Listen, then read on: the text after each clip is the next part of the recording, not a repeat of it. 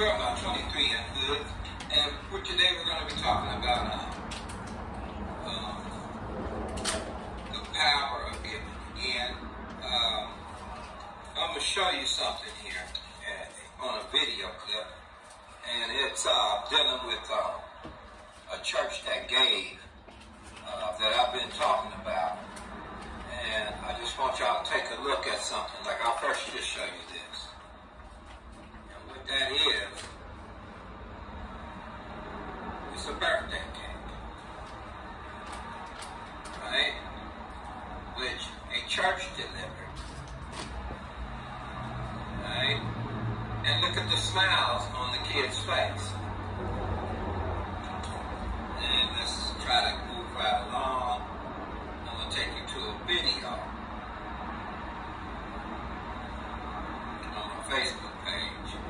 If you ever go to the Facebook, you can enjoy a lot of photos. Now, this is me in this church. The same one that delivered that cake. That's one of their storehouses. Look, in the Bible times, Deuteronomy 26, Deuteronomy 15, there's literally 10% of their agriculture that they brought in had to be shared in the third year. And in the seventh year, the poor, always God had in mind. That's a storehouse, and that's how it would have looked in biblical times. They had food in there, or they would have also sacrifices they had to have. This is, as for me and my house, we will serve the Lord. Keep riding with me. This is what an average person, this is the kind of product rather they give away. Healthy stuff like bananas. We're talking stuff from Costco coming fresh in. This is fresh bread. See that picture? They haul them in with trucks into these storehouses. Let's see here. Okay.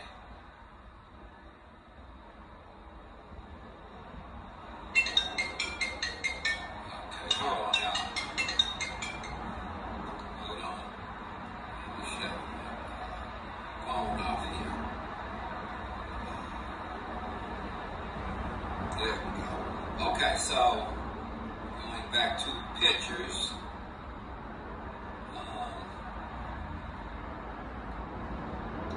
This is some of the stuff they give away.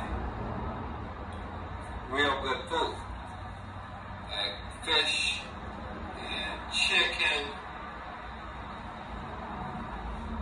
milk, bananas, and grapes. Quality stuff. I don't know if you can see that. I mean, it's large. There it is. Okay. Let's look at some more items. I'm doing this for a reason to just show you the quality of stuff. I think they got 5 bags of this. Maybe that'll look better. Let's see here.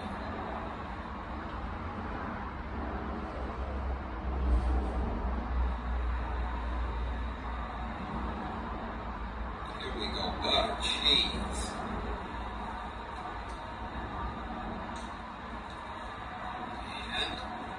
And I'm showing you this is the details. The quality of the food. Here's their church. It's called City Center. I'm giving them props now. There's a reason why I'm doing all of this, y'all. Let me see here.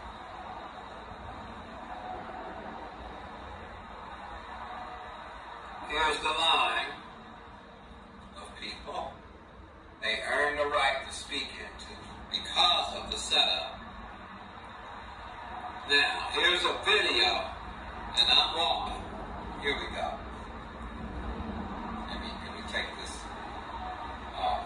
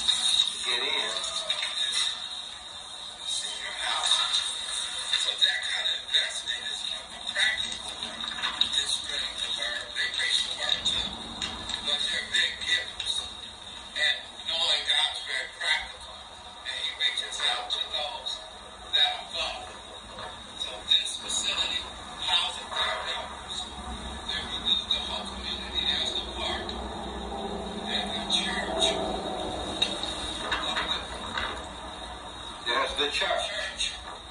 And I have seen the line go all the way down the road down the street to where there's hundreds of people. There's the church right there. So we have that.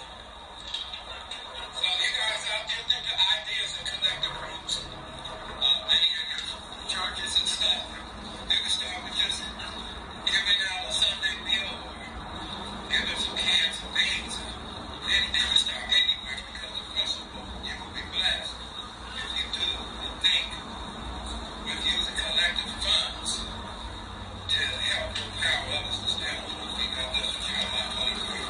And so we see that had that kind of impact.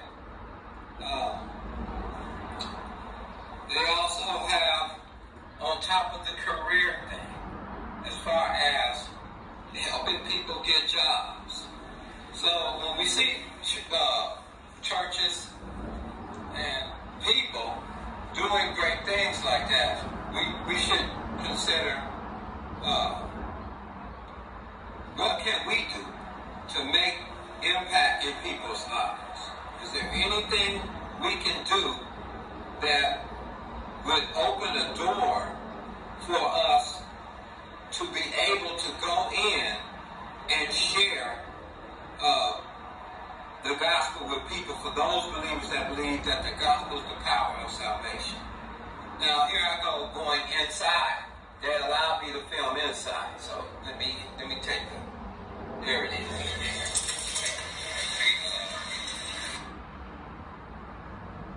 Okay, so I think that's a big quart of food right there. So hold on.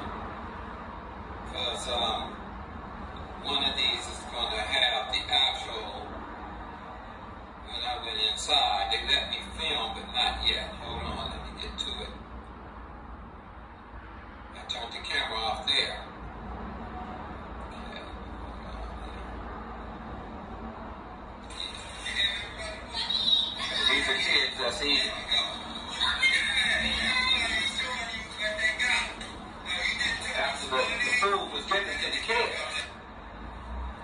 They're rejoicing. How do you think they feel? How do you think the kids feel? And let me see if I can find one more clip for you guys before I get into what I want to say about this. Let me see. He let me film behind. I'm looking for the actual food behind the curtain. Let me see. Is it this way?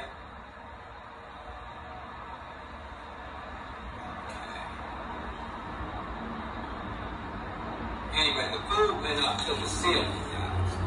Stacked all the way up. So when God told them to bring the tithes into the storehouse, that they be meat in his house with the Hebrews, he literally meant something that would be like that. Now, there were different kinds of tithes. Of course, the scholars, that's their job. But God was pleased with people that gave a tenth of what they had. Deuteronomy 26 and Deuteronomy 14, God was pleased with people who brought 10% willingly to help their brother. And he blessed them. He said, I will pour you out a blessing that you won't have enough room to receive. And here's a young lady talking who got in a car accident. She just crying out about her situation. Check the clip out.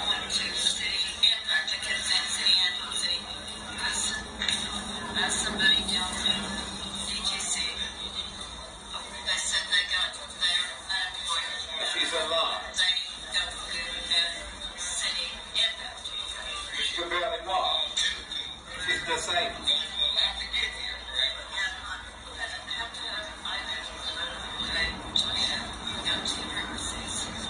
And this lady, my medical card, but it does not have your social plan. I said that, he said you don't have to have that here. You do at the Methodist charity.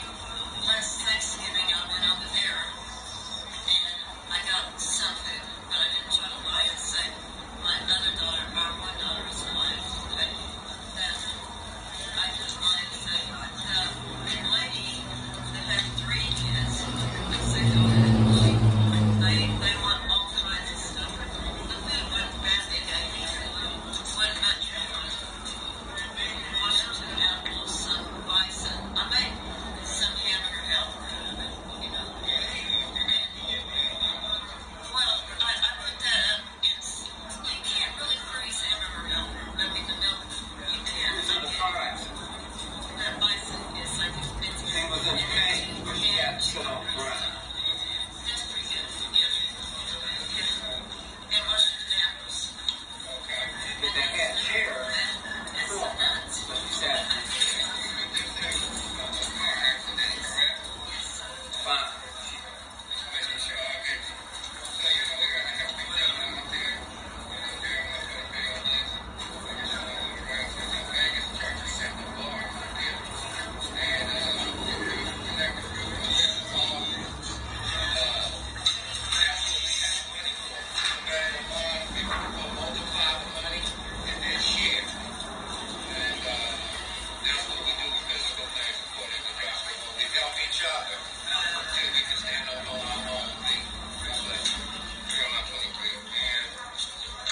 Okay, so we see, again, coming out with, you got to have a car because you're going to have enough food to last you for a while. Thank you for those that did look at the video on Facebook. So, the reason why I'm pointing this out, this is what you call earning the right to speak into someone's life. Once they see that you have a genuine interest in them, that's first and foremost. So imagine this approach, or just walking up and telling people, kind of intruding on their time, and if they want to hear you, and just going straight at them about Jesus, which I believe is effective.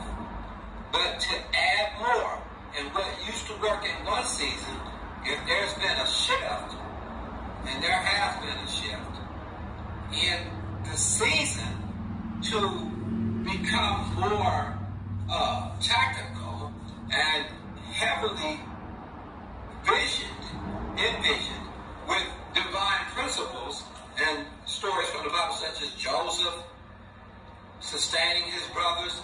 He rescued his brothers. What about Noah? He was building the ark to sustain a family, his family. Those in the household of faith are one family, one faith, one baptism. So, talking to collective groups, churches and things, right like that, to rescue. The storm is coming. We think over the next 10 years, inflation is already here. We've been saying it for a long time. Things will get harder. Here's the prophetic. Here's what a prophetic ministry would look like. If you want to be prophetic, God is always ahead of something. They built that church, they remodeled the park, the neighborhood, the trees, the green grass, the facilities, the medical center, and the senior citizen for the elderly and disabled. During COVID-19, while everyone was inside their house. And by the time the vaccine came out, everything was built. During that time, the line that you saw went down the road maybe for a mile at times. And then you had others driving in with catering trucks, of course for free, feeding the people while they wait in line to get their food. All for the Lord. Now, they don't have to say anything after that. You better believe in that community and in that neighborhood, they are respected. Why is that? Because they earned the right to say something to them. Why is that? Because they showed a genuine interest. But by what? In hard times, being there to rescue. Working with stores like Costco. But God would require in Deuteronomy 26:15 that the people of God do exactly that. Not Costco. You see.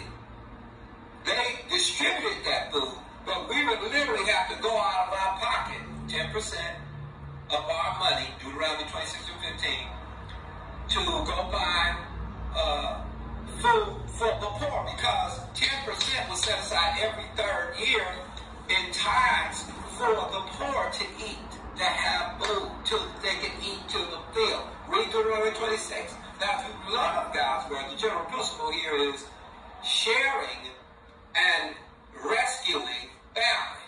The prophetic is that, as in the days of Noah, Noah constructed something like Joseph.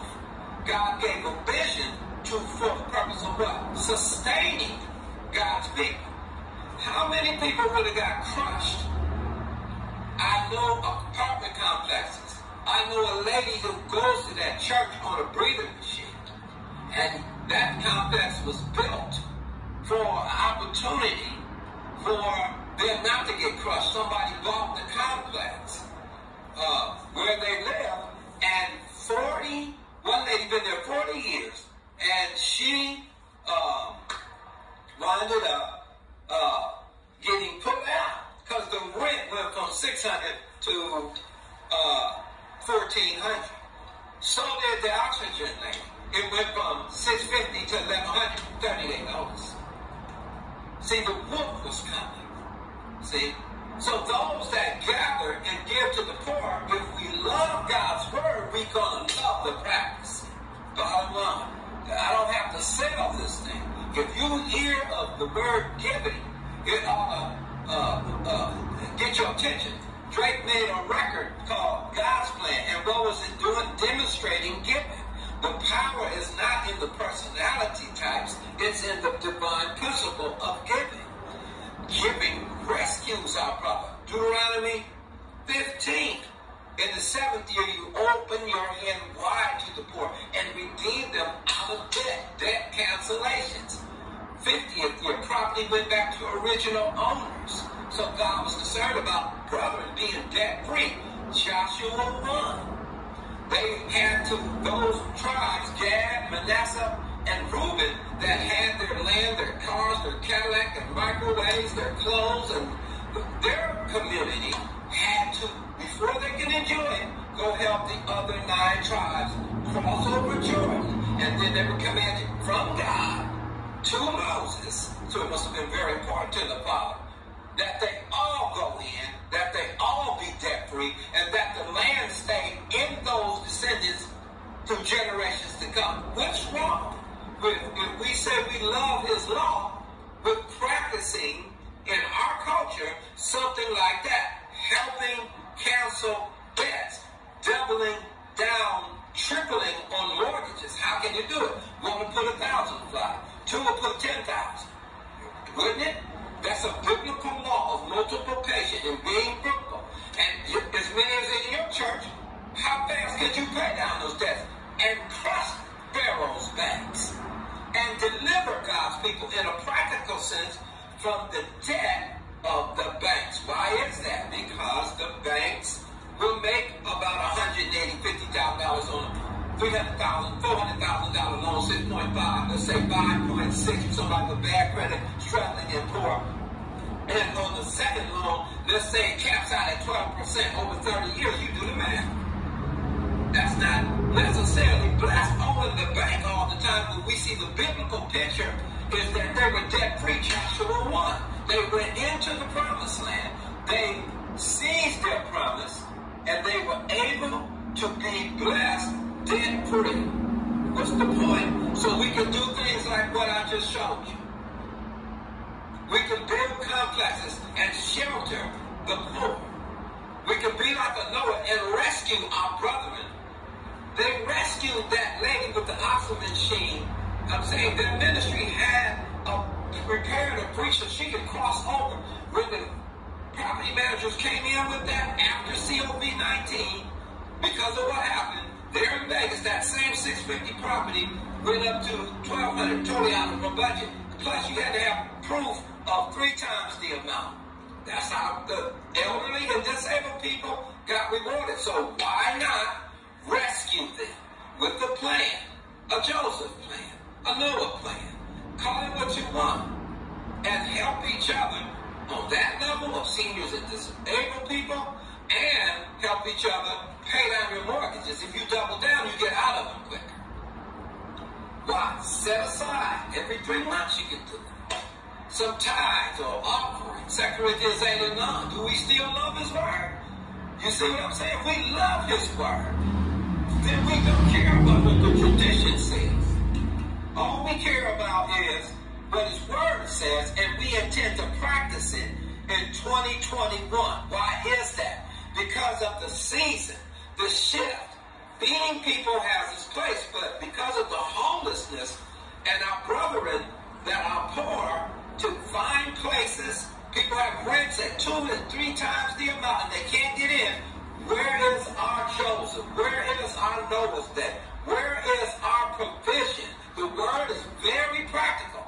Now we minister to the priest, we minister to the have the building, the temple, that's scripture.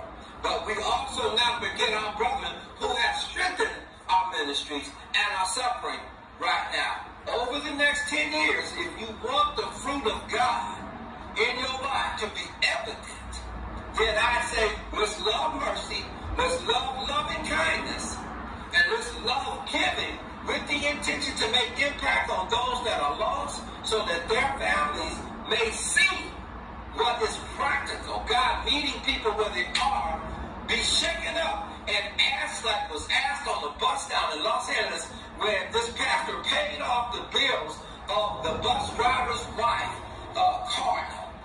What church do you go to? Why is that? Because it was something done practical. It met people where they are. And it is the time, high time for the believers to shine through giving. If Mother Teresa could shake nations through giving, if people, Martin Luther King, who gave himself and left a legacy pointing to a divine law of sharing and helping and caring and a host of other witnesses, I encourage you, you and your collective group over the next 10 years, grab a hold of the principle of giving. God bless you.